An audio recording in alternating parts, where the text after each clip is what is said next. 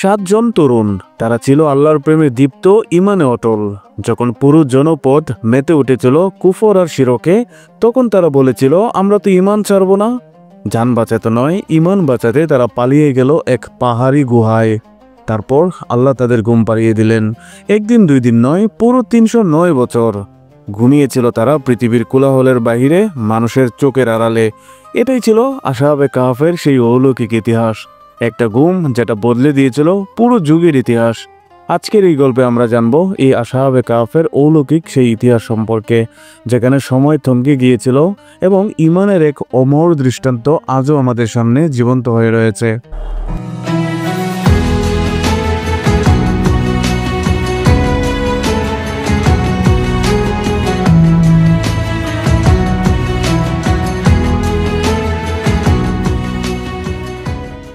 সেই যুগে কোনো এক ঈদের দিন জনগণ মূর্তি পূজার অনুষ্ঠানের উদ্দেশ্যে বের হলো। এতে তারা তাদের মূর্তিগুলোর নৈকট্য লাভের জন্য পশু জবাই বা অন্যান্য যা যা করার তাই করবে। কিন্তু তাদের সম্ভ্রান্ত ও সম্মানিত বংশের একজন যুবক মূর্তি পূজার এই মহড়া কোনো ক্রমেই মেনে নিতে পারছিলেন না। তারা যে সমস্ত কল্পিত মাবুদের উপাসনা করছিল তা দেখে তিনি বিবেকের কাছে থমকে দাঁড়ালেন। সন্দেহ তার মনে ঘুরপাক খাচ্ছিল। তার চিন্তা ও চেতনায় এক নতুন গতির সঞ্চার হলো। তিনি জনসমাবেশ ত্যাগ করে চুপ করে বের হয়ে গেলেন। একটি গাছের নিচে গিয়ে পেরেশান হয়ে বসে রইলেন। কিছুক্ষণ পর তার মতোই আরেকজন যুবক এসে তার সাথে বসে পড়লেন। তার মনেও একই সন্দেহ। এক এক করে 7জন যুবক এসে একত্রিত হলেন। সকলের মনে প্রশ্ন একটাই, নিজ হাতে গড়া কাঠের ও পাথরের মূর্তি কি করে আমাদের মাবুদ হতে পারে? কল্যাণ অকল্যাণের ক্ষমতাই বা কোথায় পেল তারা? যিনি এই সুন্দর পৃথিবীর সৃষ্টি করেছেন, এই আকাশ বাতাস তৈরি করেছেন, যিনি আমাদের জীবন ও মরণের একমাত্র মালিক, তাকে বাদ দিয়ে এগুলোর ইবাদত করা কি সম্ভব? এই 7জনের মধ্যে কোনো প্রকার রক্তের সম্পর্কও ছিল না, কিন্তু কিছুক্ষণের মধ্যেই ইমানের বন্ধনে তাদের একজন অন্যজনের সাথে আটকে গেলেন। তারা সকলেই এক বাক্যে পরস্পরের নিকট জাতির লোকদের মূর্তি পূজা ও শিরকের প্রতি মনের সন্দেহের কথা প্রকাশ করলেন। অতঃপর তারা মহাবিশ্বের মাঝে তাদের প্রখর দৃষ্টি ঘোরালেন। এতে তাদের অন্তরসমূহ তাওহীদের আলোয় আলোকিত হয়ে উঠল এবং আল্লাহর মনোনীত দ্বীনের সন্ধান পেয়ে তাদের আত্মা এক অনাবিল প্রশান্তি লাভ করল। তারা সকলেই ঈমান গোপন রাখার ব্যাপারে একমত হলেন, কারণ তাদের বাদশা ছিল মূর্তি পূজক মুশরিক, যে তার প্রজাদেরকে শিরক করতে বাধ্য করে। তারা সমাজের অন্যান্য লোকদের সাথে বসবাস করতে থাকলেন, কিন্তু তাদের প্রত্যেকেই যখন একাকী হন তখন আল্লাহর ইবাদতের দিকে মনোনিবেশ করেন। কোনো এক রাতে তারা যখন একত্রিত হলেন তখন তাদের একজন নিচু আওয়াজে এবং পূর্ণ সতর্কতার সাথে বললেন, হে বন্ধুগণ, গতকাল আমি একটা খবর শুনেছি। এটি যদি সত্যি হয় তাহলে অচিরেই আমাদেরকে আমাদের দিন হতে ফিরিয়ে রাখা হতে পারে, অথবা আমাদের জীবন নাশ করা হতে পারে। আমি শুনলাম আমাদের ব্যাপারটি এখন আর বাদশার কাছে গোপন নয়। আমাদের দিন ও আকীদার বিষয়টি এখন তার কাছে অস্পষ্ট নয়। যে দিনকে আমরা হৃদয়ে গেঁথে নিয়েছি এবং যা আমাদের চিন্তা চেতনার অবিচ্ছেদ্য অংশে পরিণত হয়েছে, তা এখন আমাদের বিপন্ন হওয়ার পথে। সুতরাং তোমরা চিন্তা করো এবং তোমাদের সিদ্ধান্ত তোমরাই গ্রহণ করো। দ্বিতীয়জন বললেন, খবরটি আমিও শুনেছি, তবে তা মুনাফেক এবং অজ্ঞদের অপপ্রচার মনে করে উড়িয়ে দিয়েছি। পরক্ষণেই খবরটির সত্যতা প্রমাণিত হলো। তারা বললেন, আমরা আমাদের দিনের উপর অবিচল থাকব। যে বিপদেই আসুক না কেন তা মাথা পেতে মেনে নিব। আল্লাহর সত্য দিনকে জানার পর কোনোভাবেই পূর্বের সেই মূর্তি পূজার দিকে ফেরত যাব না। গুজব এখন সত্যে পরিণত হলো। বাদশা তাদের খবরটি জেনে ফেলল। তাদেরকে ঘর থেকে বের করে বাদশার দরবারে হাজির করা হলো। বাদশা বলল, তোমরা তোমাদের ব্যাপারটি গোপন রাখতে চেষ্টা করেছ, কিন্তু সফল হতে পারোনি। আমি জানতে পেরেছি তোমরা বাদশা এবং তার প্রজাদের ধর্ম ত্যাগ করেছ। তোমরা এমন এক নতুন ধর্মে প্রবেশ করেছ যে সম্পর্কে আমি কিছুই জানি না। আমি তোমাদেরকে কখনোই এভাবে ছেড়ে দিব না। আমি জানি তোমরা সম্ভ্রান্ত বংশের লোক, তাই অন্যরা তোমাদের কারণে বিভ্রান্ত হতে পারে। এমন আশঙ্কা যদি না থাকতো তাহলে আমি তোমাদেরকে বাধা প্রদান করতাম না। যাই হোক, আমি তোমাদের ব্যাপারে তাড়াহুড়া করতে চাচ্ছি না। তোমরা চিন্তা করো, হয় তোমরা আমার ধর্মে ফেরত আসবে, অন্যথায় তোমাদের মাথাগুলো দেহ থেকে বিচ্ছিন্ন হয়ে যাবে। কিন্তু আল্লাহ তাদের অন্তরগুলোকে মজবুত করে দিলেন, ইমানকে শক্তিশালী করে দিলেন। তারা বললেন, হে বাদশা, আমরা এই দিন কারো অন্য অনুসরণ করে প্রবেশ করিনি, বাধ্য হয়েও নয় এবং অজ্ঞাতবশতও নয়। আমাদের সুস্থ বিবেক ও ফিতরত আমাদেরকে ডাক দিয়েছে, আমরা সেই ডাকে সাড়া দিয়েছি। বিবেক আমাদেরকে আলোকিত করেছে, তার আলোতেই আমরা চলছি। আল্লাহ এক ও অদ্বিতীয়, তার কোনো শরিক নেই। আমরা তাকে ছাড়া আর কাউকেই ডাকবো না। আর আমাদের জাতির লোকেরা অন্ধ হয়ে অন্যের তাকলিদ করে মূর্তি পূজা করছে, সে ব্যাপারে তাদের কাছে কোনো দলিল প্রমাণও নেই। এই হলো আমাদের শেষ কথা। এখন আপনার যা খুশি তাই করতে পারেন। এরপর বাদশা বলল, এবার যাও, আগামীকাল অবশ্যই আসবে, আমি তোমাদের ব্যাপারে ফয়সালা প্রদান করব। তারা ফিরে এসে পরামর্শ করতে লাগলেন এবং প্রত্যেকেই স্বীয় মতের চাকা ঘোরাতে লাগলেন। তাদের একজন বললেন, বাদশা যেহেতু আমাদের ব্যাপারটি জেনেই ফেলেছে, তার ধমকি ও হুমকির মধ্যে থেকে আমাদের কোনো লাভ নেই।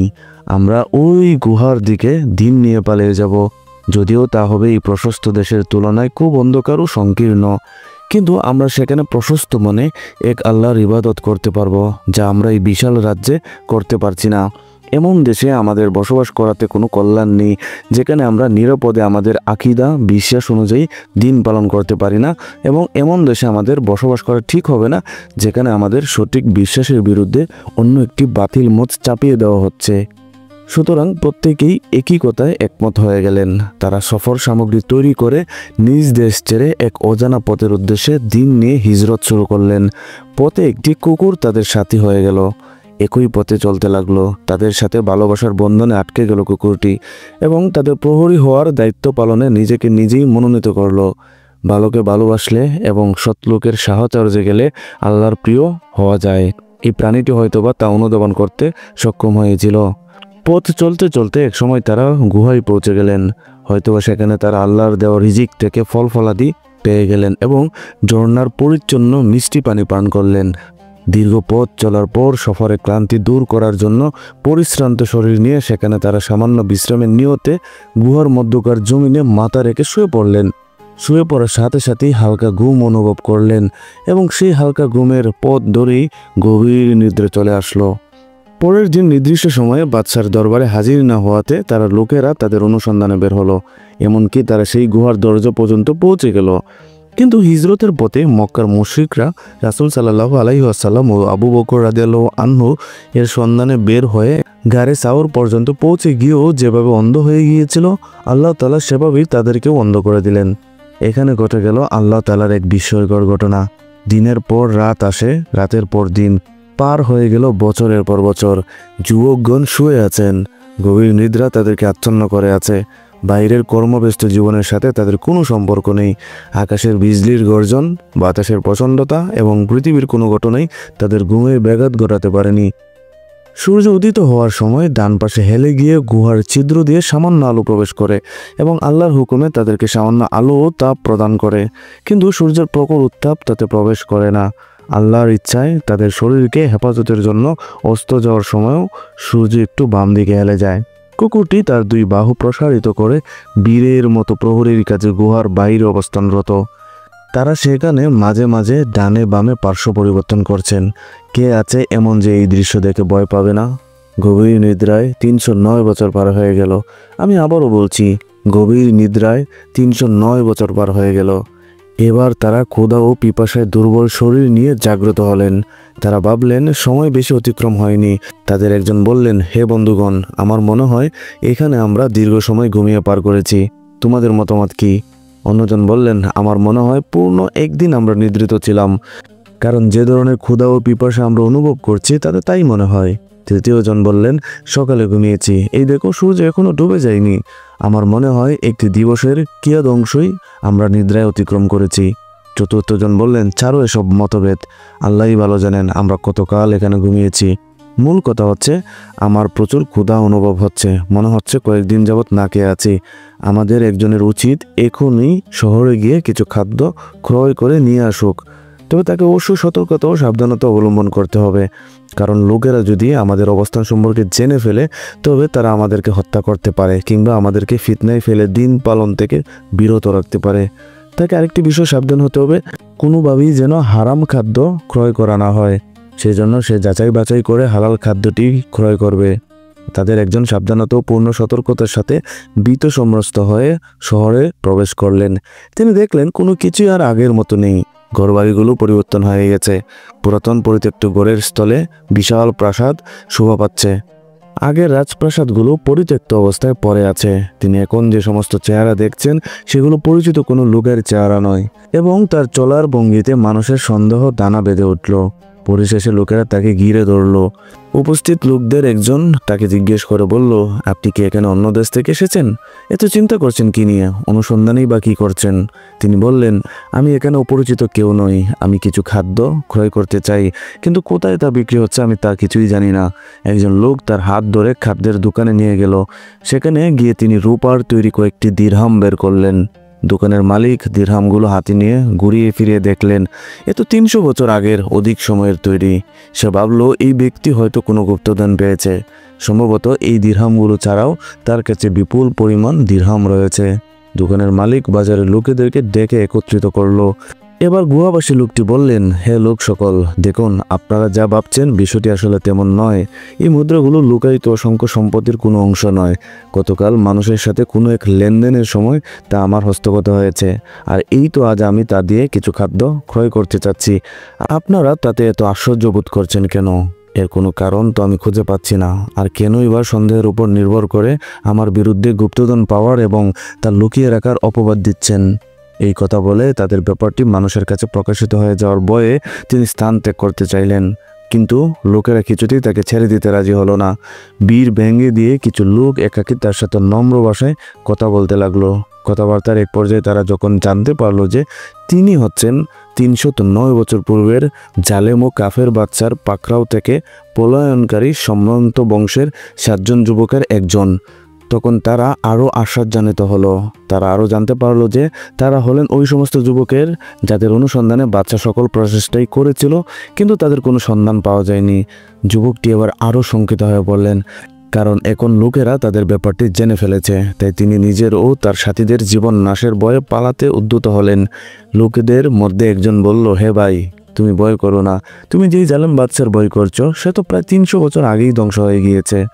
এখন যিনি রাজ্যের বাদশা তিনি আপনি এবং আপনার সাথীদের মতোই একজন মুমিন বান্দা। এবার বলুন আপনার অন্যান্য সাথীগণ কোথায়? যুবকটি এবার আসল ঘটনা জানতে পারলেন। ইতিহাসের সেই দীর্ঘ দূরত্ব তিনি উপলব্ধি করতে পারলেন, যা তাকে মানব সমাজ থেকে আলাদা করে রেখেছে। তিনি বুঝতে পারলেন এখন তিনি মানুষের মাঝে চলমান একটি ছায়া ব্যতীত আর কিছুই নন। এরপর তিনি লোকদের উদ্দেশ্যে বললেন, আমাকে গুহার অভ্যন্তরে বন্ধুদের কাছে যেতে দাও।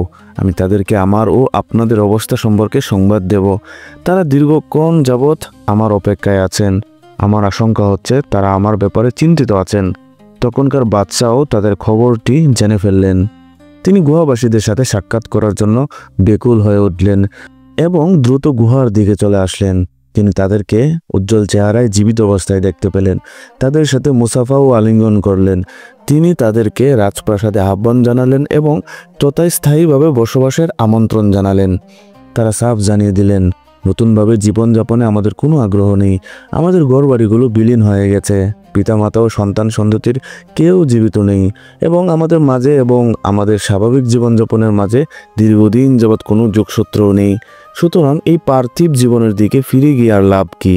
অতঃপর তারা আল্লাহর নৈকট্য লাভের আবেদন করলেন, তার কাছে ফেরত যাওয়াকেই পছন্দ করলেন এবং তার প্রশস্ত রহমত দ্বারা তাদেরকে ডেকে নিতে প্রার্থনা করলেন।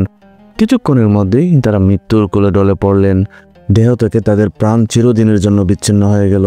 এই হলো আসহাবে কাফের সেই অবাক করা কাহিনী।